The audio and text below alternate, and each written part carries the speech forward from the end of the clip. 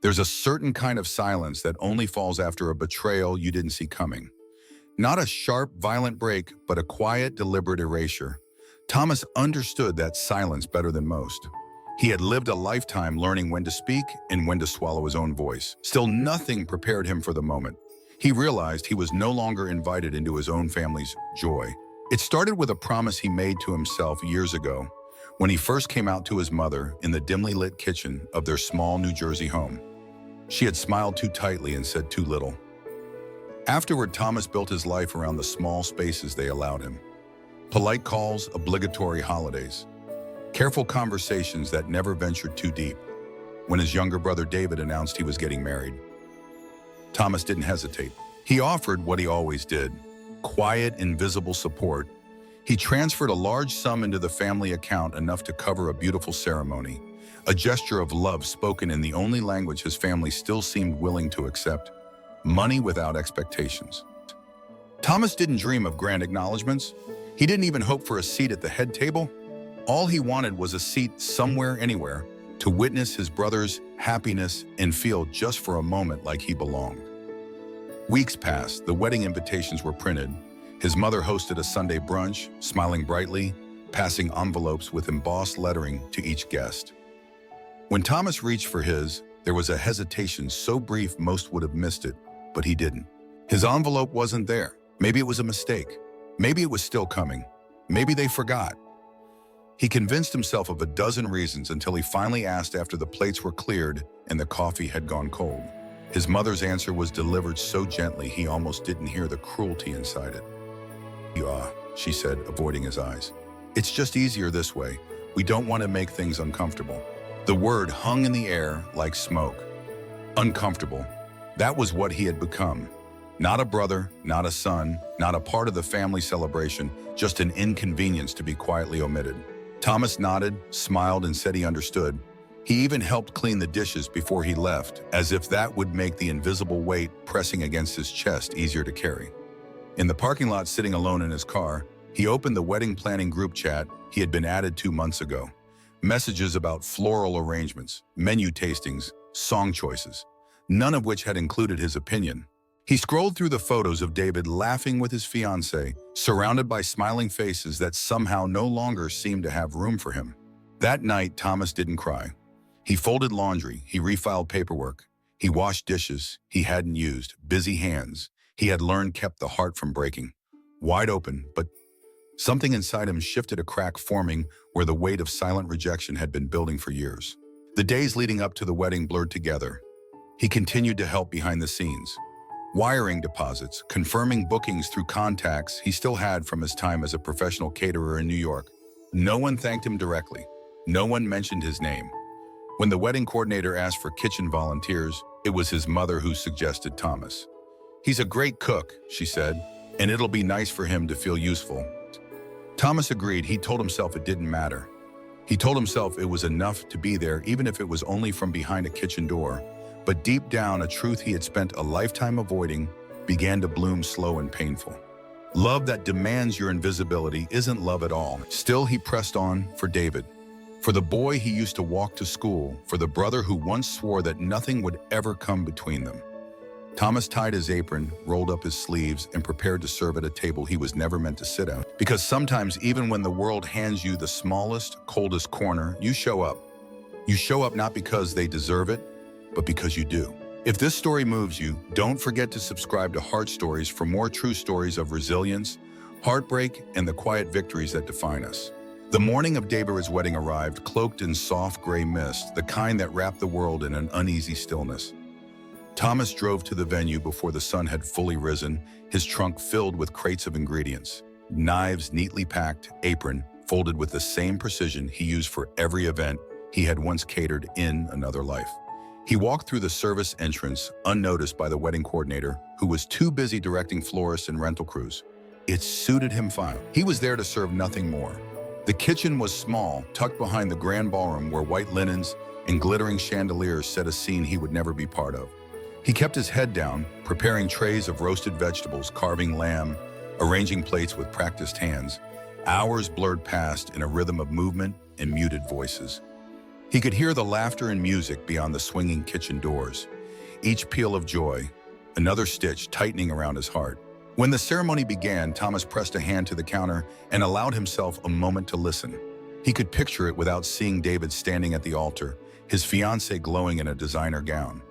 Guests dabbing at their eyes with silk handkerchiefs. It should have hurt more, but a strange numbness had settled over him, a shield against the ache. He no longer had the energy to fight. After the vows, the dinner service rushed forward in a flurry. Thomas worked alongside the catering staff, many of whom were half his age, and blissfully unaware that the man plating their entrees had once been one of the best wedding chefs in New York. He moved through the motions, mechanical but steady, until the final course was served and the kitchen grew quiet. Then came the toasts. From the small pass-through window above the kitchen counter, Thomas could see the ballroom. David stood with a microphone, one hand resting lightly on his new wife's waist. Thomas watched as his brother thanked everyone, his wife's family, their childhood friends, the wedding planner, even the florist who had created the lavish centerpieces.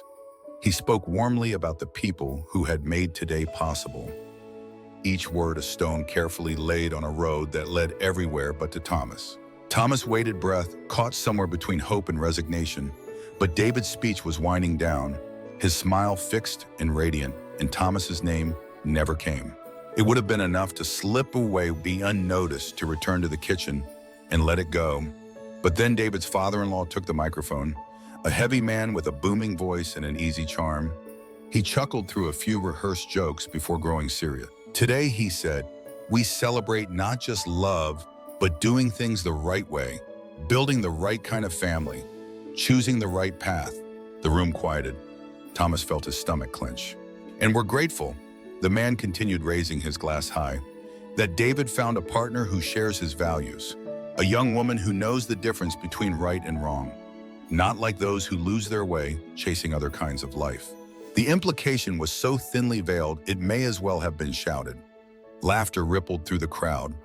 Polite but undeniable, glasses clinked. Smiles were exchanged. Thomas didn't move.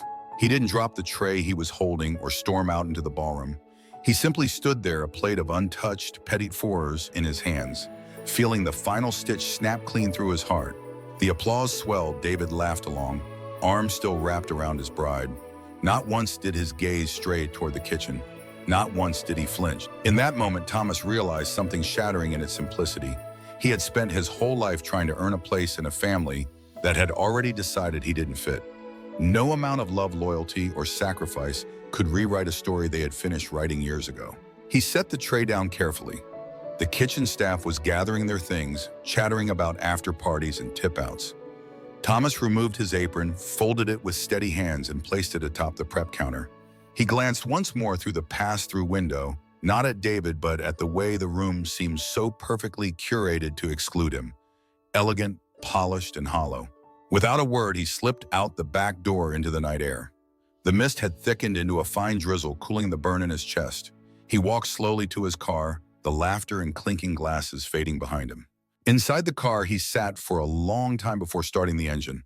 On the passenger seat beside him lay a small envelope, a thank you card he had prepared weeks earlier, addressed to David and his new wife, congratulating them on their future. He picked it up, considered it, then tore it cleanly in half.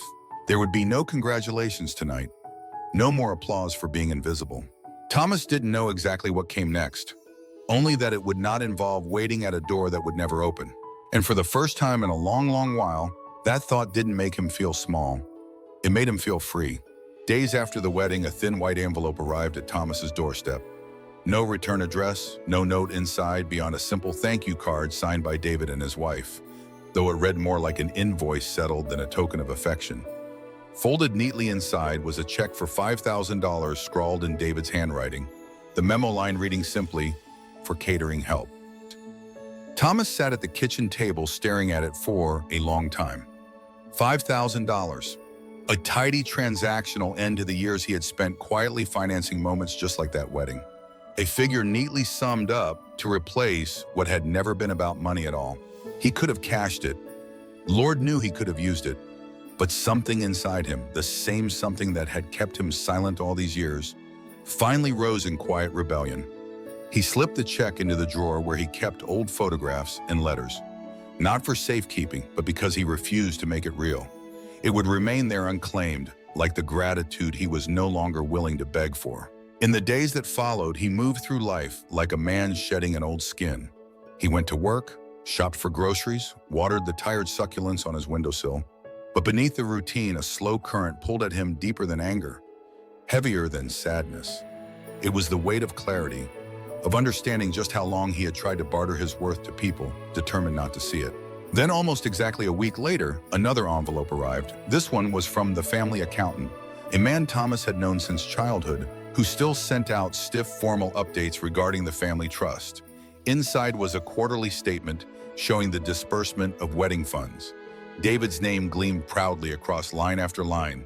Venues, caterers, florists, photographers, all generously funded by the family account. There was no line item for Thomas. No acknowledgement of the deposit he had made months earlier, transferring most of his personal savings into the trust so that David could have the wedding of his dreams. Thomas smiled, a small, almost bitter smile, and then picked up the phone. The bank representative was polite but firm. "Yes, Mr. Miller. The funds you contributed can be reclaimed if you choose. No, it would not affect the family trust's standing. Yes, it would be processed within 3 to 5 business days. It was, after all, still legally his." He authorized the transfer without hesitation, rerouting the funds to a private account he had opened quietly after the wedding.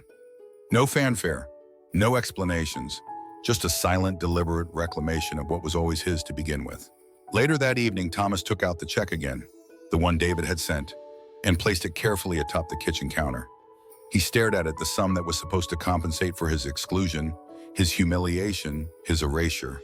Slowly, methodically, he picked up a pen and scrawled one word across the front in bold, unshakable ink: return. The next morning, he mailed it back. No letter, no accusations, just the return check. A simple declaration that his dignity was not for sale. Afterward, Thomas went to a small coffee shop tucked between an old bookshop and a dry cleaner, a place he used to frequent when he first moved to the city, when he still believed that love would somehow fix all the gaps family left behind. He ordered a coffee, found a seat by the window, and watched the rain dribble down the glass in quiet streaks. It wasn't rage he felt. It wasn't even grief, though. A residue of it clung stubbornly to the edges of his heart. What Thomas felt was something colder, something heavier, a final irreversible understanding that the life he had spent so long trying to fit into was not the life he was meant to live. His phone buzzed once, a text from David. "Got the check back. Was that necessary?" Thomas stared at the screen. For a moment, he thought about answering, about explaining, about trying one more time to bridge the chasm growing wider between them. But then he set the phone down without responding. Some silences he had learned were not punishments. They were boundaries. They were survival. That night, Thomas packed up a few belongings that no longer fit the man he was becoming. Framed photographs of forced family smiles, an old baseball glove from childhood games he had sat out of because boys like you aren't tough enough. Graduation certificates faded and curling at the edges, reminders of milestones no one had celebrated. He didn't throw them away. He simply packed them into a box, taped it shut, and slid it into the back of the closet where things belonged, when they no longer served you, but you couldn't yet bear to destroy. As he taped the final seam closed, Thomas whispered something under his breath. Not a prayer, not a curse, but a promise he intended to keep. No more asking for a seat at tables I built. It wasn't vengeance. It wasn't cruelty. It was the first act of self-respect he had granted himself in a lifetime. And somewhere deep inside, beneath the layers of pain and history, Thomas felt the first true stirring of freedom. The first sign came not in words, but in the sudden knock at his door one rainy afternoon. Thomas opened it to find David standing there, soaked through, holding a plastic grocery bag instead of an umbrella. His brother looked smaller somehow, as if life had pressed down on him with a weight he no longer knew how to carry. Thomas didn't invite him in right away.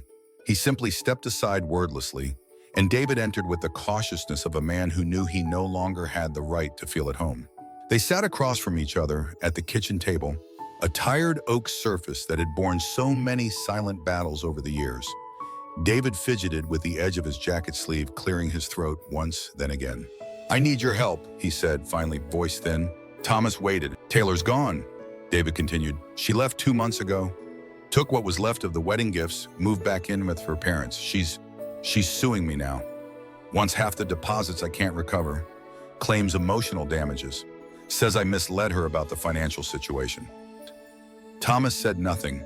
He watched his brother unravel piece by piece in the same house where Thomas had once patched him back together after scraped knees and broken heart. "I'm drowning," David whispered. I thought maybe you could just help me figure it out. Maybe lend me something just for a little while, just until I get back on my feet." The irony was almost too much. Thomas thought of the years he had spent quietly and visibly offering everything he had. Time, money, forgiveness, only to be repaid with absence and silence. And now, when the world had turned its back on David, he finally turned to the brother he had cast aside. Thomas rose without a word and walked into the living room. He returned holding a small manila envelope. Inside, carefully preserved, was the check David had once sent him, the one he had returned without cashing, the one that still carried the bitter echo of "for catering help." He placed the envelope on the table between them. David frowned, confused, until he realized what it was. His face crumpled with something between shame and disbelief. "I'm not here for that," he said quickly. "I know it wasn't enough. I know we messed up." Thomas leaned back in his chair, his voice steady when he finally spoke. "This isn't about the money, David. It never was." David's eyes shimmered with the first honest tears Thomas had seen from him in years. Not the showy kind reserved for wedding speeches and public apologies, but raw, desperate tears that came from a place of real loss. Thomas didn't reach out to comfort him. He didn't soften the blow. Some lessons he had learned could only be understood through the ache of consequences. "You taught me something," Thomas said quietly. "Not by how you treated me, but by how you chose not to." David shook his head, looking down at his hands. "I never meant to." "I know," Thomas interrupted, his voice still gentle. "But meaning isn't enough. Love has to move. It has to show up. It has to make room for the people it claims to care about, otherwise it's just noise." The rain outside deepened to steady percussion against the windows. David wiped his face roughly with the sleeve of his jacket. "I miss you," he said, voice cracking. Thomas smiled, but it wasn't the smile of a man ready to forget. It was the weary, knowing smile of someone who had finally stopped waiting for permission to value himself. "I miss the idea of us," Thomas replied, "but I can't keep building bridges that only I'm willing to cross." David opened his mouth, searching for some answer, some way to rewind time and undo the damage, but there was nothing left to say. Thomas stood up, signaling the conversation was over. He didn't slam the door when David left.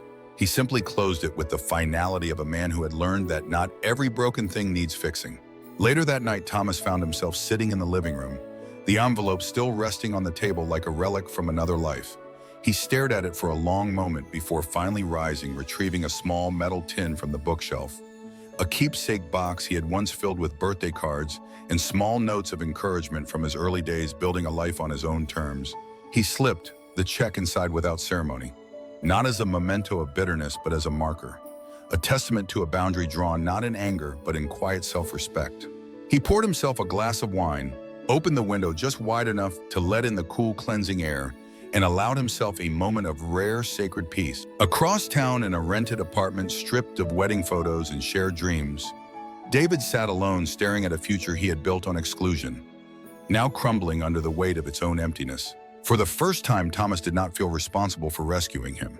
He had returned his name to himself, and this time he intended to keep it. Months passed like chapters quietly turning. Without fanfare, without reconciliation, Thomas didn't expect calls, didn't hope for invitations. The seasons shifted. The crisp bite of fall gave way to the first sharp winds of winter. Life, stripped of the weight of waiting, became startlingly simple.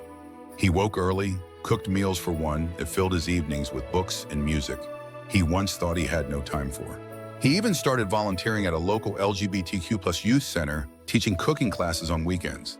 It was there, standing before a room full of young faces eager to learn, that Thomas rediscovered something he hadn't realized. He had lost his ability to be seen, truly seen, without needing to prove he deserved it. There was no need to hide, to shrink, to apologize.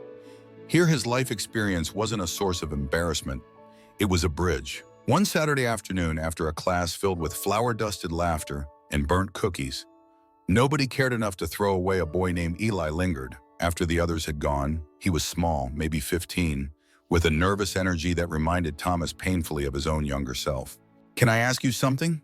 Eli said, voice barely above a whisper. Thomas nodded. How do you know when it's okay to just stop trying with people who don't really want you? The question cut deeper than any accusation ever could. Thomas thought for a long moment before answering. When you realize you don't have to earn love that should have been given freely, he said quietly. When you stop setting yourself on fire to keep others warm. Eli didn't reply. He just nodded, a small, solemn acknowledgement between two souls who understood the cost of trying too hard for too long. Later that night, Thomas sat on his small balcony, a worn blanket around his shoulders, watching the stars tremble against the black velvet sky. He thought about how many years he had spent chasing validation from people determined to measure his worth against an impossible standard. How many moments he had sacrificed to be allowed the barest scraps of belonging. He wasn't angry anymore. He wasn't even sad. He was simply done. Then one evening, a letter arrived, not a text, not an email. A real letter, handwritten, folded carefully inside a plain white envelope. It was from David. The words were clumsy, hesitant, the way apologies often are when spoken too late. He didn't ask for money. He didn't even ask for forgiveness. He simply told the truth. That he had let fear and shame dictate how he treated the one person who had never turned away from him. That he had built his marriage, his pride, his entire future on the approval of people who disappeared the moment things got hard. That he missed Thomas not for what he had once given, but for who he had always been. At the bottom of the letter, David wrote one final line that Thomas would read and reread for weeks.